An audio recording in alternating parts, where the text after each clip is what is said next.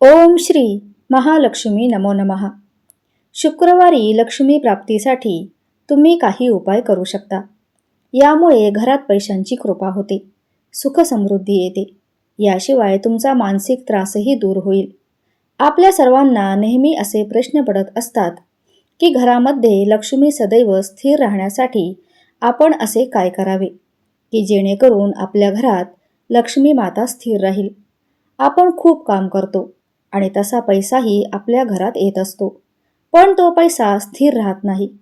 लक्ष्मी घरात येण्या अगोदरच तिचे जाण्याचे मार्ग ठरलेले असतात. आज आपण आपल्या घरात आलेली लक्ष्मी कशी टिकून राहील किंवा लक्ष्मी प्राप्ती कशी होईल याविषयी थोडी माहिती आणि उपाय पाहणार आहोत. चला तर मग पाहूया काही उपाय आणि काही नियम जे पाळल्याने आपल्या घरात लक्ष्मी माता सदैव स्थिर राहील. पण त्याआधी व्हिडिओ कुठेही स्किप न करता शेवटपर्यंत नक्की पहा आणि कमेंटमध्ये श्री महालक्ष्मी माता अवश्य लिहा.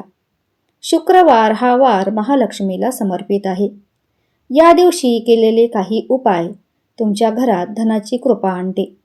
जे लोक आर्थिक समस्यांनी त्रस्त आहेत किंवा ज्यांची आर्थिक स्थिती चांगली नाही, अशा लोकांनी शुक्रवारी काही उपाय करावेत. या उपायामुळे अनेक अडचणींचे समाधान मिळते. वास्तविक शुक्रवारचे हे उपाय तुमची आर्थिक स्थिती सुधारण्यासाठी आणि तुमचे आर्थिक नुकसान कमी करण्यासाठी उपयुक्त ठरू शकतात. चला तर मग जाणून घेऊया शुक्रवारी लक्ष्मी प्राप्तीचे काही साधे आणि सोपे उपाय. नंबर 1. एकाक्षी नारळाने लक्ष्मीची पूजा करा. आई लक्ष्मीला एकाक्षी नारळ खूप आवडतो. त्यामुळे शुक्रवारी धनाची देवी म्हणजेच लक्ष्मीला एकाक्षी नारळ अर्पण केल्याने ती प्रसन्न होते. तसेच हा उपाय केल्याने इच्छित फळ प्राप्ती होते. तुमची कोणतीही इच्छा असो, मनातील इच्छा पूर्ण होते व लवकरात लवकर अखंड लक्ष्मी आणि वैभव प्राप्त होते. त्यामुळे शुक्रवारी लक्ष्मी प्राप्तीसाठी तुम्ही एकाक्षी नारळाचा उपाय करू शकता. हा उपाय केल्याने घरामध्ये सुख समृद्धी तसेच लक्ष्मीची प्राप्ती अवश्य होईलच. नंबर 2. शुक्रवारी संध्याकाळी अष्टलक्ष्मी स्तोत्राचे पठण करा. शुक्रवारी संध्याकाळी अष्टलक्ष्मी स्तोत्राचे पठण करावे. हे एक अतिशय जादुई स्तोत्र आहे. याचे पठण केल्याने घरात आनंद आणि समृद्धी येते आणि जीवनातील आर्थिक समस्या दूर होतात. या स्तोत्रामुळे संकटे दूर होऊन धनप्राप्ती होण्यास मदत होते. रोज अष्टलक्ष्मी स्तोत्राचे पठण केल्याने देवी लक्ष्मीची अपार कृपा प्राप्त होते. नंबर 3. श्रीयंत्राची पूजा करा. शुक्रवारी मध्यरात्री श्रीयंत्राची पूजा करून तुम्ही लक्ष्मीची प्राप्ती करू शकता. यावेळी तुपाचे 8 दिवे लावावेत, गुलाबाची सुगंधी अगरबत्ती जाळावी आणि मखाण्याची खीर अर्पण करावी. तसेच कनकधारा स्तोत्राचे पठण करावे आणि देवी लक्ष्मीला गुलाबाची फुलं अर्पण करा. शुक्रवारी श्रीयंत्राची पूजा करून हे उपाय करावेत. नंबर 4. आपण घरामध्ये घर झाडण्यासाठी जो झाडू वापरतो तो उभा ठेवायचा नसतो.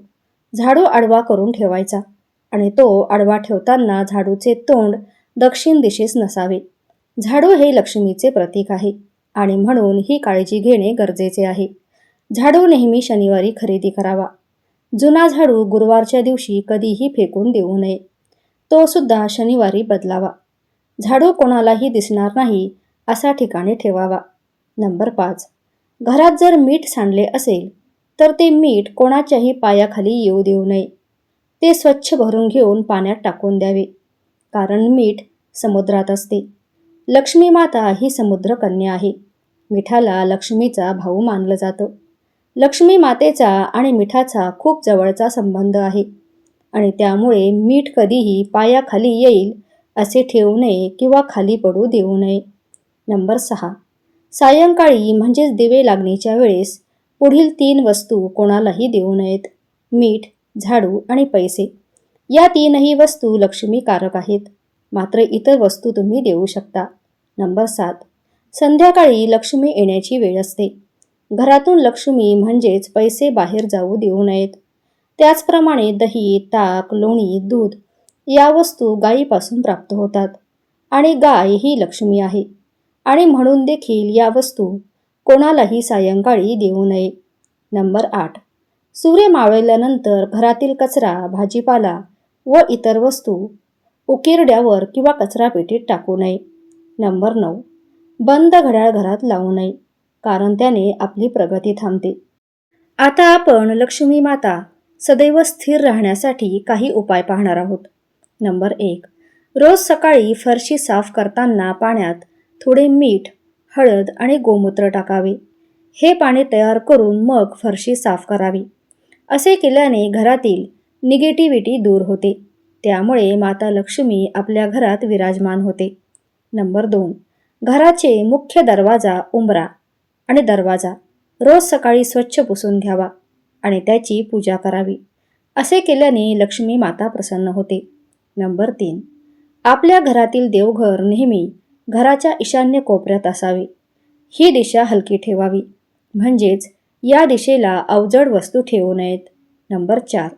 घरामध्ये तुटलेल्या वस्तू किंवा फाटलेले कपडे ठेवू नयेत. ते कपडे जाळून टाकावेत. असे केल्याने घरातील निगेटिव्हिटी, नकारात्मकता दूर होण्यास मदत होते. नंबर 5. प्रत्येक अमावस्येला माता लक्ष्मीला तांदळाची खीर नैवेद्य म्हणून दाखवावी. असे केल्याने माता लक्ष्मी प्रसन्न होते. त्याचप्रमाणे प्रत्येक अमावस्येला दूध किंवा दुधापासून बनवलेला कोणताही पदार्थ दान करावा, कारण असे म्हणतात की दुधापासून बनवलेली खीर दान केल्याने आपले पित्र म्हणजेच आपले पूर्वज तृप्त होतात आणि त्यामुळे आपल्याला लक्ष्मी प्राप्तीसाठी जे अडथळे येतात त्याचे मार्ग मोकळे होतात. नंबर 6. महादेवाच्या पिंडीवर उसाच्या रसाने अभिषेक करावा. असे केल्याने घरात लक्ष्मी माता स्थिर राहते आणि आपल्यावर प्रसन्न होते. प्रसन्न करण्याचा हा सर्वात सोपा उपाय आहे असे सांगितले जाते. नंबर 7. लक्ष्मी देवीचा आशीर्वाद मिळवण्यासाठी तुम्ही शुक्रवारी उपवास करू शकता. तसेच शुक्रवारी खीर बनवा आणि ती खीर देवी लक्ष्मीला अर्पण करा आणि नंतर ती 6 वर्षांपेक्षा कमी वयाच्या मुलींना प्रसाद म्हणून वितरित करा. यानंतर तुम्ही त्यांना फळे दान करू शकता. हा उपाय तुम्ही सलग 21 शुक्रवार करू शकता. असे केल्याने तुमच्या सर्व मनोकामना पूर्ण होतात आणि कर्जातून मुक्ती मिळते असे मानले जाते. नंबर 8. शुक्रवारी लक्ष्मी देवीचा आशीर्वाद मिळवण्यासाठी लक्ष्मीची पूजा करताना सौभाग्याच्या वस्तू सोबत ठेवाव्यात आणि मग ते विवाहित महिलांना द्याव्यात. असे केल्याने सौभाग्य आणि आरोग्य लाभते असे मानले जाते. तसेच घरात कधीही आर्थिक आणि अन्नाची कमतरता भासत नाही. नंबर 9. आपण आपल्या हातची आणि पायाची नखे नेहमी मंगळवारीच काढावीत. नंबर 10. श्रीयंत्राची स्थापना का करावी? आपल्या घरातील देवघरामध्ये श्रीयंत्राची स्थापना करावी आणि त्यांची नियमित पूजा देखील करावी, कारण श्रीयंत्रामध्ये अष्टलक्ष्मीचा आशीर्वाद असतो असे म्हणतात. श्रीयंत्र माता लक्ष्मी आणि भगवान विष्णू यांचे आसन आहे आणि माता लक्ष्मी, विष्णू आपले आसन सोडून कधीही कुठेही जात नाही.